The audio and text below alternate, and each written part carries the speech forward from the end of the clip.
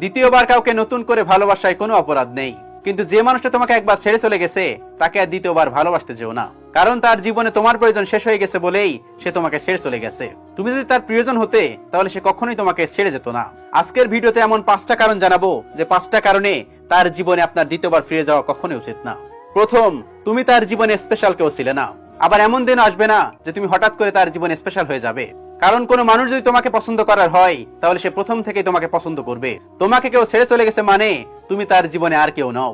তাই তার কাছে ফিরে যাওয়ার মতো চিন্তা ভাবনা আর মাথাতেই এনো না, কারণ তুমি হাজার চেষ্টা করলেও অন্তত এই মানুষটার কাছে তুমি কখনোই স্পেশাল হতে পারবে না।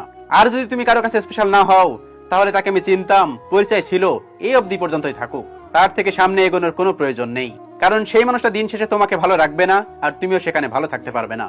তাই যে ছেড়ে চলে গেছে তার কাছে ফিরে যাওয়ার কথা মাথাতেই এনো না। দ্বিতীয়, তুমি কি আবার তার জীবনে টাইম পাস হয়ে থাকতে চাও? যদি থাকতে চাও তাহলে রাস্তা তোমার জন্য খোলা, কিন্তু আমি তোমাকে বলবো তোমার সময়, তোমার মান সম্মান, এই দুটোরই তো তোমার কাছে দাম আছে। তাহলে আবার কেন সেই রাস্তায় ফিরে যাওয়া? কোনো মানুষের জীবনে টাইম পাস হয়ে থাকার চেয়ে জীবনে একা থাকা অনেক ভালো। কোনো প্রয়োজন নেই, কারণ তোমার সময়ের দাম আছে, তোমার অনুভূতির দাম আছে। তুমি একজন মানুষকে সময় দিচ্ছ, তুমি একজন মানুষকে ভালোবাসা দিচ্ছ, কিন্তু সে এই সব কিছুকে বুড়ো আঙুল দেখিয়ে তোমাকে টাইম পাস হিসেবে নিচ্ছে। তাই এই রাস্তায় দ্বিতীয়বার যাওয়ার কথা না ভাবাই ভালো। তৃতীয়, ভালো লাগবে সে যদি আবার তোমাকে ব্যস্ততার অজুহাত দেয়। তুমি ফোন দিচ্ছ, ফোনটা কেটে দিচ্ছে, তুমি মেসেজ দিচ্ছ, ঘন্টার পর ঘন্টা অতিবাহিত হয়ে যাচ্ছে, কিন্তু কোনো রিপ্লাই আসতেছে না।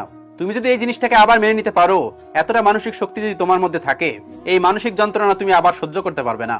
তাই সেই রাস্তায় না যাওয়াই ভালো। একটু অপেক্ষা করো না, যে মানুষটা তোমার ওই ফোন কলের গুরুত্ব দেবে, যে মানুষটা তোমার ওই টেক্সটের গুরুত্ব দেবে, তোমাকে ব্যস্ততার অজুহাত দেবে না। তুমি মেসেজ করলে সে ব্যস্ত না হলে অন্তত সাথে সাথে উত্তর আসবে। যার কাছে গুরুত্ব পাওনি তার পিছনে পড়ে থাকার তো কোনো অর্থ হয় না। এই পৃথিবীতে এমন মানুষ অবশ্যই আছে যে তোমাকে গুরুত্ব দেবে, তোমাকে প্রায়োরিটি দিবে। তাই অপেক্ষা করো, যে মানুষটা আমাদেরকে ছেড়ে চলে যায় সে কখনোই আমাদেরকে গুরুত্ব দেয়নি। যদি সেই মানুষটা আমাদেরকে একটু গুরুত্ব দিত, একটু সম্মান দিত, তাহলে একটু অন্তত ভাবতো, সে কখনো এভাবে চলে যেত না।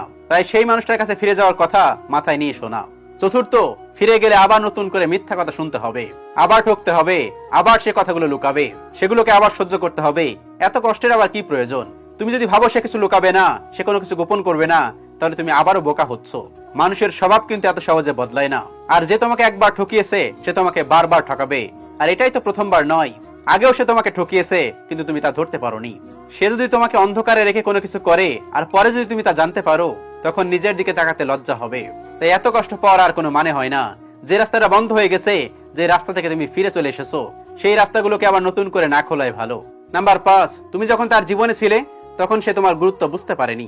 আজকে যখন তুমি তার জীবনে নেই তখন সে তোমার গুরুত্ব বুঝতে পারছে এমনটা কিন্তু নয়। সে তোমার প্রয়োজনটা শুধু মিস করছে।